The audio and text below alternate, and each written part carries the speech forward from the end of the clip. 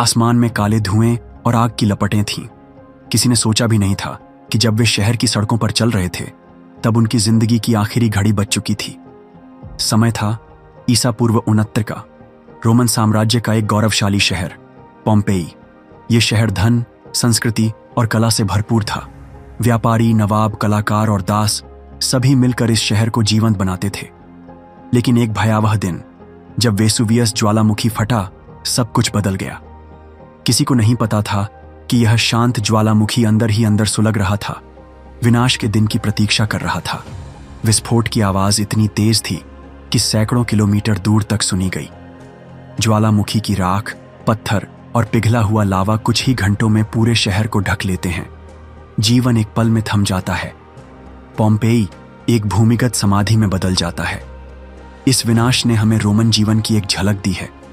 राख के नीचे दबे हुए लोग, उनकी मुद्राएं, हाथों की स्थिति, सब कुछ लगभग वैसा ही संरक्षित है जैसा उस समय था। एक घर की दीवार पर एक चित्र मिला है जिसमें एक पुरुष और एक महिला को संभोगरत अवस्था में दिखाया गया है। शोधकर्ताओं का कहना है कि इस शहर में शारीरिक आनंद और सौंदर्य को कला की तरह पूजा जाता था।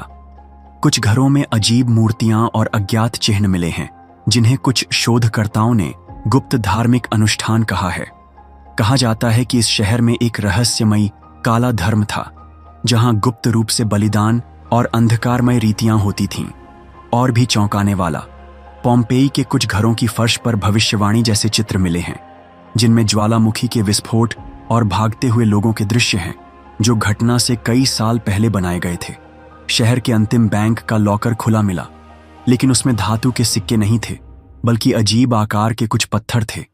इन पत्थरों में ऐसे खनिज पाए गए हैं जो पृथ्वी पर कहीं और नहीं मिलते। आज जब पर्यटक पोम्पेई की प्राचीन सड़कों पर चलते हैं तो उन्हें एक अजीब सन्नाटा महसूस होता है। ऐसा लगता है जैसे शहर कुछ कहना चाहता है, कुछ चेतावनी देना चाहता है। यह शहर आज भी अपने रहस्यों को जीवित रखे हुए है। हर साल कुछ नया खोजा जाता है। एक प्राचीन सराय, एक अधूरा चित्र, एक जमी हुई जिंदगी। पोम्पेई एक मृत शहर, लेकिन जिसकी धड़कनें आज भी सुनी जा सकती हैं।